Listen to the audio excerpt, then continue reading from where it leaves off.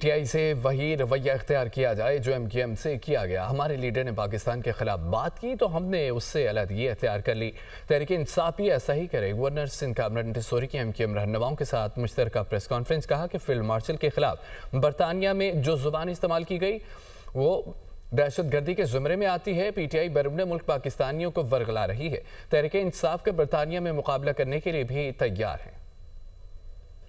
ان کے ساتھ نہیں ہونے چاہیے، اور یہ جو بات میں نے ابھی کی کہ جس طرح افغانستان میں اس کی سرزمین پاکستان کی دہشت گردی کے لیے استعمال ہو رہی ہے، تو یہی بات آج ہم نے کی ہے کہ برطانیہ جیسے ملک میں اگر ان کی زمین پر ہمارے ملک کے فیلڈ مارشل کے لیے بات کی جائے اور پاکستان کے فیلڈ مارشل اور حکومت کے خلاف ایک ایسی مہم چلائی جائے جسے براہ راست ہم دہشت گردی کہہ سکتے ہیں۔ پہلے تو یہ اس بات پر تھا کہ ایک سیاسی بیانیہ ہے، اب یہ دہشت گردی کے زمرے میں ہے اور اسے اسی قانون کے تحت لینا چاہیے۔